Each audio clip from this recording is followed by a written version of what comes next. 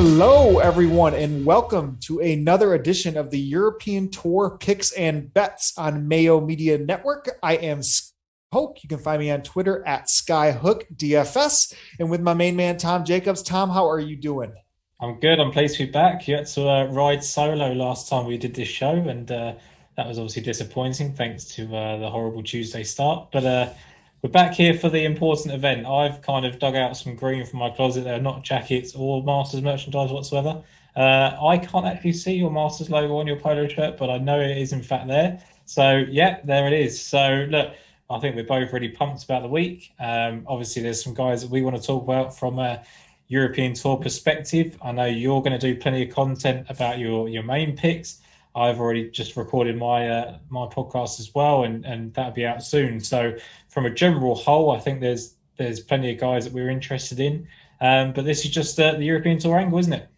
Absolutely. And before we really get into it, let's make sure if you're watching us on YouTube, please feel free to subscribe to our Mayo Media Network there.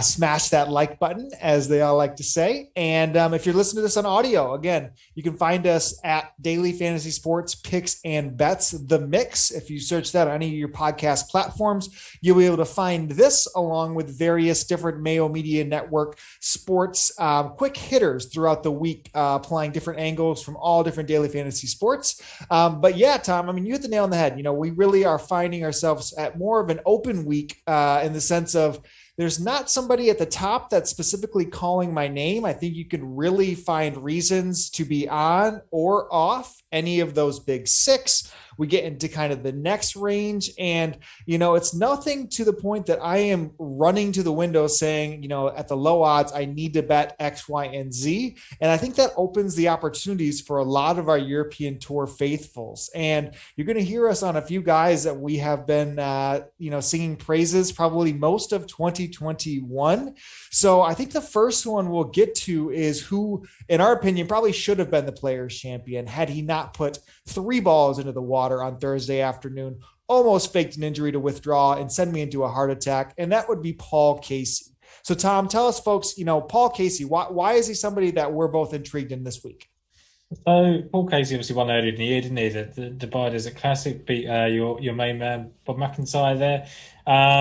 Look, over the last 15 weeks on the trackers I've got here, he's led the field in approach, he's led the field in tee to green, and he's really not looked back since that run at the Dubai Desert Classic when he won. He's constantly performing, top 12 finishes all over the place on the PGA Tour, which he gets an awful lot of criticism for the fact that his form doesn't translate to the PGA Tour. And no one makes the amount of money he does, no one wins the amount of titles he does without being consistent everywhere, right? And there's always a knock that he can't putt. If you had to give me one venue that Paul Casey was going to break through in a major at, it would be Augusta. And we just spoke about it on the podcast here that he's never really had that much of a chance in major championships. He's always finished high up in leaderboards, and it looks like he's sort of thrown them away, but he's never actually really got into contention apart from at Harding Park last year. And it took a 64 from Morikawa and a late on eagle to really deny him a chance. And I think he came off with a beaming smile. He's a lot of praise about his caddy, Johnny Longsocks there. And there's always a bit of a needle about Paul Casey. He's a bit smug. There's the clip that came out about him at the match play where he's telling someone to shut up and he'll get you checked out, whatever. That's just Paul Casey, right? And that's why, it's a bit like Patrick Reed. They're always slightly longer odds than maybe they should be in terms of form because people don't like them. I don't care. I don't care what Paul Casey does in his private life. I don't care if he's a nice person. I won't ever meet him, probably. So as long as he wins the Masters, he can be all that he wants to be. I think that he's had that now look of going so close at the PGA Championship, and I think that he can now translate that to Augusta, where he's always performed very, very well. He's had 7 top 20s in the last 12 starts here, by my reckoning, and I think he was also tied sixth on debut way back in 2004. So he just loves Augusta National, and I think you'll probably echo a lot of those comments. Yeah, I just don't understand the price personally. I mean, there's 40s out there. If you get the odds or the each way places that a lot of the international books are offering up to, some are getting them up to 10 spots. In America here, I think the best one I've seen so far is up to 7 places. So to see, Casey mid 30s up to 40s, where the stretch of golf he's in is arguably top 5 in the world. His Augusta history is strong. And of course, the last two times he's been here hasn't been pretty. He basically whitewashed anybody who played him in daily fantasy in 2019, and the casuals that maybe come back, potentially, maybe remembering that. But there's no difference in form, in my opinion, if not even way better than the golfers of Patrick Cantlay, Xander Schauffele, Cam Smith for sure, Patrick Reed, Hovland, all guys that are priced lower than him, and aren't doing it with the ball striking like Casey has been. So without a doubt, I think that's definitely where we're starting our card. $7,700 on DraftKings, which feels like they are giving away a roster spot there. So I am absolutely with you on Paul Casey there at 40-1 is the best odds that I saw for the week. The next golfer I'm going to kick us into with is Sergio Garcia. The former, Augusta champion, back in 2017, which feels like almost a lifetime ago when him and Rose battled it out in that playoff. And since then, the return for Sergio at Augusta has been nothing but rude, with 2 missed cuts and a COVID bout that left him out of the November Masters. Garcia really doesn't seem to have that course history angle baked into that price anymore. He's pushing 70s here in the States, 66s, 60s with the long places. And again, what he is doing so well is what Sergio is known for, and that's tee to green. And, the ability that he has to drive with some of the best in the world, the chipping that he, really excels at, that is required at Augusta, is just, in peak form for Sergio. So in my opinion, he makes too much sense at those odds. Of course, you need the putter to cooperate, but getting him at the each way with the places offered, I think getting Sergio in our betting cards is a mainstay for both of us for the week. I mean, it's what I said earlier in the year, isn't it? When we first started this show, is I was always going to wait for him to play the bigger events and get him at better odds. Did that at the Players, and then I watched him miss putts that I could have made with one arm with my eyes shut, and I'm bad at golf, so for him to miss those is quite disappointing. But it's not just been Augusta. He's played terribly at majors since he became a Masters champion. I think there was a little bit of, I've done it now. Like, I've spent all these years trying to win a major. Finally got it done at Augusta, which I probably wouldn't have picked him to do it. I would have thought he would have won an Open or a PGA Championship, and he did it at Augusta, where he's been very volatile in terms of course form. Even his best finishes you'd expect him to do because he's so good and has been for so long. But just the way he's striking the ball is just incredible. I think he's added distance, which is great. I think he's up there now with the best drivers in the world again, which is something he's always been known for. Yes, he's going to miss putts. Like, I don't want anyone to get in the comments during Saturday and say he can't make a putt. I know that. We know that. We both know that. There's a reason he's 55, 60, 70-1. I bet him at 75-1 a couple of weeks ago. I just think that he's just too good. I just think he's playing so well, and it's a Ryder Cup year. It's the last time that he's probably going to get to play that in America. It might be even the last time he gets to play one full stop, depending on how his form goes. So there's plenty of incentive for him. He's got to take advantage of this ball striking prowess that he's got going. He should have done better at the Players. There's no two ways about it. And the same could happen again at Augusta. But I do believe that ball striking counts for plenty, especially if it gets, there's been a lot of talk this week about it being a more traditional Masters and how it would firm up. And if that happens, I think that actually your iron game is going to be so important, because guys are going to be going in there with mid to long irons. And people like a guy you're going to speak about in a minute, some of the shorter hitters really are going to struggle to hold those greens. And Sergio may well be able to do it with the height he hits them. Yeah, I couldn't agree more. If you heard in the background there, I apologize if that was my dog Snoop giving us 2 barks for Sergio. So he is also in on the each way with myself and Tom. So all 3 of us there betting on Sergio, and what can go wrong with Casey and Sergio starting our cards? It's too perfect. It's great. They're going to win. It's playoff central. Yes. So the next one, I think, is some golfer that, Tom, you've been backing a little bit at some of these recent WGCs and larger scaled PGA Tour events. A golfer who, again, an incredible stretch of golf that he is playing. Somebody who, won the biggest event of the European Tour last year to close out the season, and has since turned in outside of the match play, where he just missed advancing from his pool, has has now 4 consecutive finishes inside the top 12.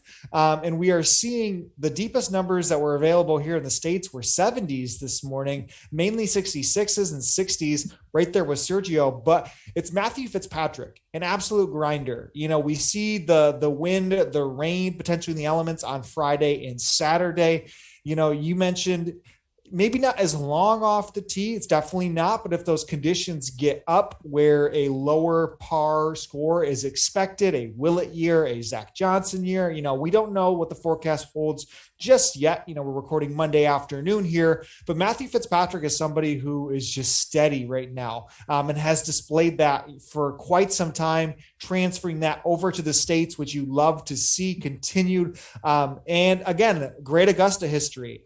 He's broken inside the top 10 just once, with a 7th place finish 5 starts ago for him, but he has not missed a cut since his debut here. And he just feels like a steady Eddie that can climb along, get himself in contention, not afraid to win. In my opinion, the rumors or the narrative that went around Fitzy that he wasn't a closer or couldn't finish when he went, I think it was 5, if not 6 second place finishes 2 years ago on the European Tour. To me, that's just non-existent. He gets himself there more often than many do. And just similar to Finau in a sense where things might have not gone his way on Sunday, except Fitzpatrick, proved that to be wrong with another win that he had at the DP World Tour. So 70s for me here at the States, best number I saw. Tom, can I convince you to get on Fitzy?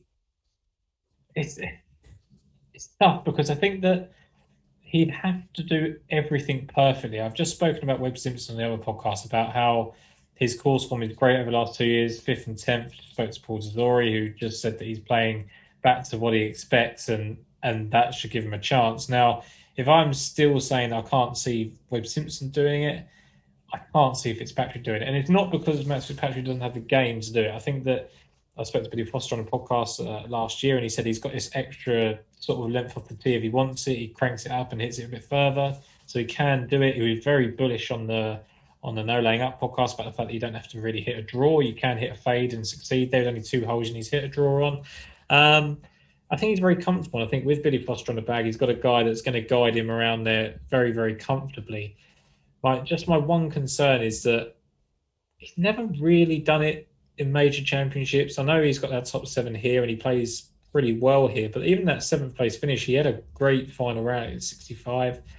He played pretty average for the first 3 rounds, and for someone of his caliber, it feels like his major performances so far have been disappointing. He's only got that 1 top 10 at the Masters, and I don't know, like you said, I think he's taken huge strides this year on the PGA Tour. That's something that he hasn't done yet. This is the time where he's shown a bit of consistency, so I can see the argument for him. I don't think he's a bad price. I think that in terms of value, I can completely see it.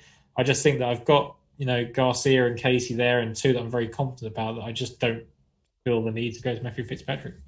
Yeah, and again, that's completely fair. I think there's so much value, that's across the board here. I'm not saying Fitzy needs to go out and be prime Rory for the week and really have that opportunity to take advantage of what he can and how he can play well, but I just loved that number. I love the grinding factor that he has in place. So to me, Fitzy, it just rounds out a settled betting card.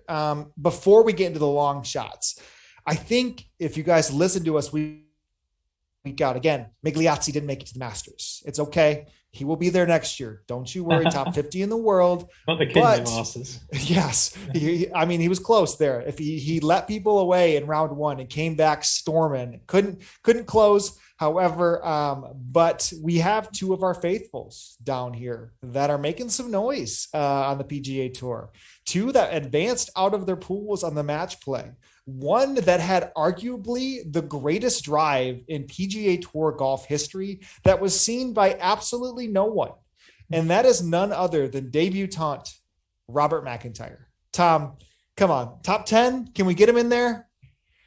He's definitely good enough to finish top 10. If you like the left-handed angle, then great. He's top lefty market. I actually think Phil Mickelson might pip him to it, which is hilarious at this time of his career. But look, we've seen debutants of less ability outperform a top 10. So I think that he's very much capable of doing it.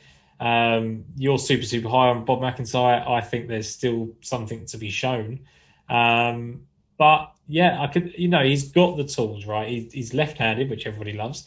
He drives it incredibly well. He hits his irons superbly. I still think he's very tentative with the putter. He doesn't misread putts. He just seems to leave them a bit short. He's not very committed sometimes, and I think that's going to play havoc with him first time around. You're looking at Scottish people to take him around. He's got Sandy Lyles to practice round if he's even there this year. I can't even think about it. So it's not like he's not a South African that's going around with shorts or news stays and people like that. He's kind of out there, and I don't even know who he's going to do practice rounds with. But I think that plays against him. It's not like Paul Laurie's going to be here like he was so many years ago. I think there's that element to it, which is something that really shouldn't be a negative. He's got the skill set. I just can't see it. Well, you did not shake my doubt at all because Bob, I firmly believe, still can top 10. There were some prices at 14-1 for him to finish in the top 10. Again, he was a top 10. It's different. It's the Open Championship, but doing that, the amount of pressure that Bob faced at that Open Championship was incredibly strong, and to do the performance as which he did, I think Bob is somebody for the taking. I mean, he took DJ to the wire, obviously wanted the challenge, made DJ putt out a 10-foot eagle when all he had to do was two putt, and then that might have cost him the match. But Bob, I think, has a lot of nerve for the young golfer he is, and I'm extremely excited for him to take on. I did read his traveling crew. Basically, his manager was Stephen Gallagher's manager, who played the Masters in 2014. So kind of taking Bob under his wing in the sense of somebody who has been here. McIntyre said he just wanted to be in the area of Augusta on like Friday or Saturday, not even practice, not even play on the course, just get the jitters out of the way. He went for the first time yesterday. So I've been following that closely. And again, I'm just, elated for him overall to, get his first, Augusta experience, which is the first of many. To be ahead. Now, I know you wanted to mention the final pairing member last week of the European Tour, who arguably played one of the best teetering tournaments of the entire season in Matt Wallace. So do you think Wallace can carry over that form into Augusta?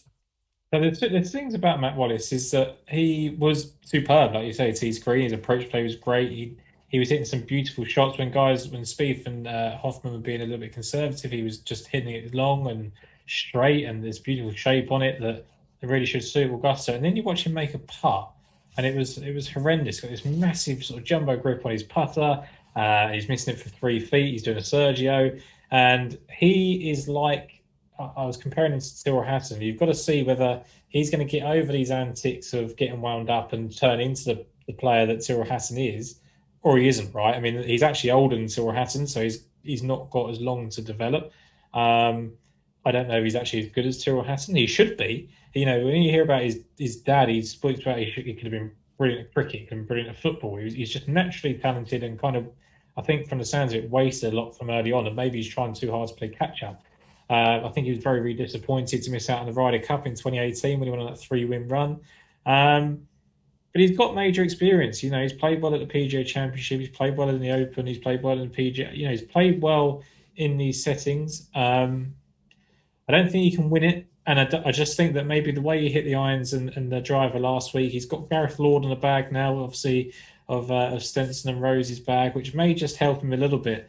They were talking about the fact that he has to keep talking to him about his dinner rather than actually him throwing a stroke, which is just ridiculous, really. I mean, he should just be able to keep his calm. But I don't know. I thought it was interesting just based on the fact of what he done last week, but I can't see him actually winning at all.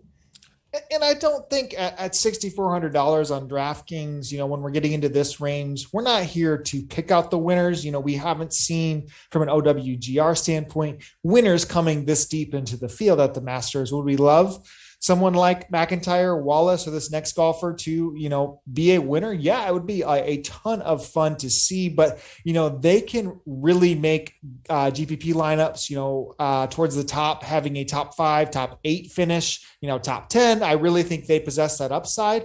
And again, if you looked at Wallace and you follow the European Tour marketing, there was a lot of when you're feeling glum, pop up your thumb. He missed, to your point, a handful of what should have been birdie makes, par saves that really would have had him in contention when it just ended up being a runaway for Spieth and Charlie. Last golfer for us here, coming in at $7,000 flat on DraftKings, coming in actually with a nice reverse movement on the odds after we saw him crash below 100 to 1 after the legendary performance at the WGC Match Play, coupled with an incredible weekend at the Players Championship where we saw him make a birdie from off the green on 18, parlay that into a top 10 finish, and then again, run his way to the final day at the WGC Match Play. It just didn't go his way on Sunday, which is more than okay for Victor Perez, who has now cracked the top 30 in the world. Victor Perez got his feet wet at Augusta in the fall. I don't think November to now is going to play all that similar in the sense of some of the conditions of what we ended up seeing, how soft it was, but it's nice just to have those feels already happen for Victor Perez. He is an incredibly talented golfer. We mentioned it, many of times throughout this podcast to start off the year, and now to get him at the prices he's back to 225, 250, 14 to 1 for top 10. I really love how Perez's game sets up. An incredible ball striker. We know what he does so well. That was on display all week long at the Match Play. Watching his matches, I mean, he was putting things to 10 feet regularly, with some really deep scores. Of course, knocked out McIntyre for him to get himself into the Elite 8. And then again, he took him to the wire and just beat some, quality golfers getting out of his pod. And to see him back in the 200s, to see his price on DraftKings not all that adjusted, this sets up incredibly well, I think, for a Victor Perez top 10. We talked about Prime Rory. How funny would it be if JP Fitzgerald won the Masters before Rory did? I mean, that wouldn't be funny. It might not be funny for many people, but I'd actually find it quite funny. Yeah, it would be nice. The fact that I think he's actually, when you look at it, everyone was kind of seeing JP Fitzgerald as a negative for Rory back in the day. And all of a sudden you look and all his best work was when he was on the bag. Victor Perez has elevated his game significantly since he came on the bag.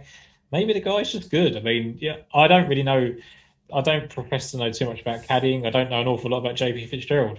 But for me, it just seems to be enough. And he's been there. He's been there for a decade of playing this golf course or carrying the bag on his golf course. And Victor Perez has just played solid stuff, like you mentioned, at the at Players and then at the Match Play. I mean, he knocked out Sergio. So it's, two of the guys that we've put up, he's knocked out, and he's just a player, right? He's everyone expected him to go backwards after lockdown. There was this he was in those Ryder Cup standings where everyone was like, that'd be the guy that falls out. One of the veterans will take his place, and unlucky Victor, it came at the wrong time. And really and truly, he's actually improved since then. I know he hasn't obviously won, but we saw it at the Saudi. He went close, didn't he? Chased down Dustin Johnson as much as he could. And I really like how you say that his play is transformed and translated over into the PGA Tour form. So if he can carry that on, he had a decent run at Harding Park last year as well. I think Victor Perez of that contingent of what we've been talking about in terms of long odds, I think he's great. We talk about guys as well. You talk about fantasy things. There's two players that have never missed a cut that the majors make on. One of them is Bernd Wiesberger. Is he going to win the golf tournament? Absolutely not.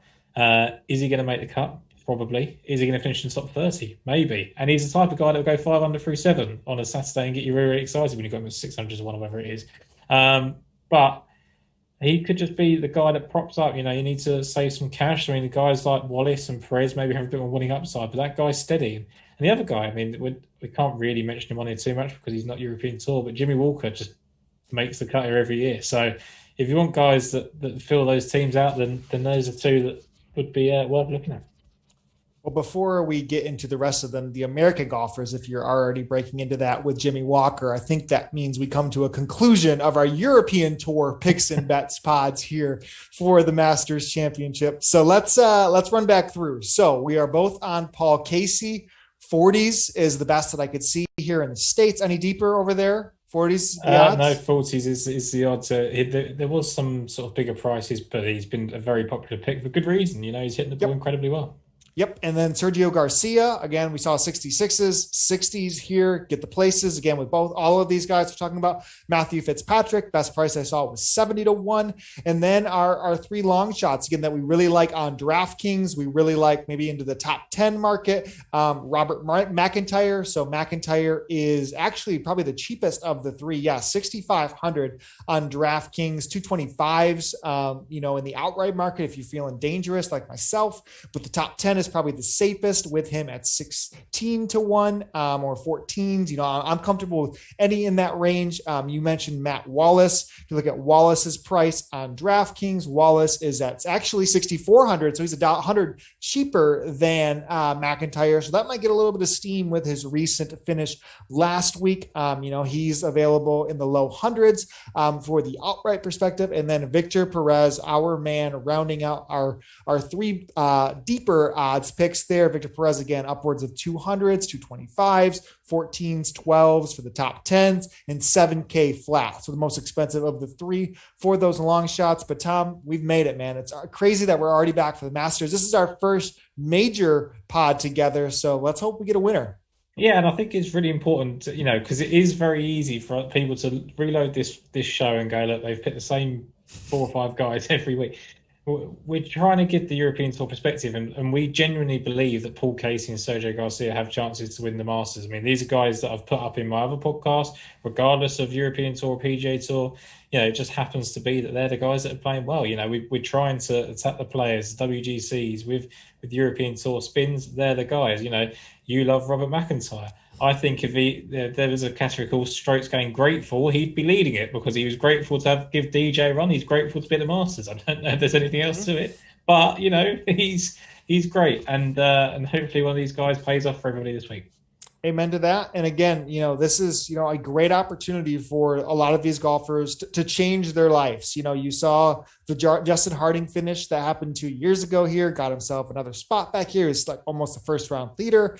And, he's just brought himself more opportunities since then. Obviously he won in Kenya the last time we did our podcast. We're hoping for those Cinderella stories out of our long shots. So Tom, thank you again. You can find his podcast, as he mentioned, the Lost for Words podcast. The great Ben Coley was on with him and Jason this week. So I'm excited to listen to that this evening. You can find my podcast with Axis, Brian DeCordy, the Alternate Shot podcast on any platforms. But before that, make sure you are subscribing to our Mayo Media Network. Again, European Tour picks and bets. Make sure to hit subscribe. And then if you want to find us on any of the podcast platforms, it is The Mix, Daily Fantasy Sports Picks and Bets. We're out for this time. So best of luck for everybody at the Masters. Thanks, guys.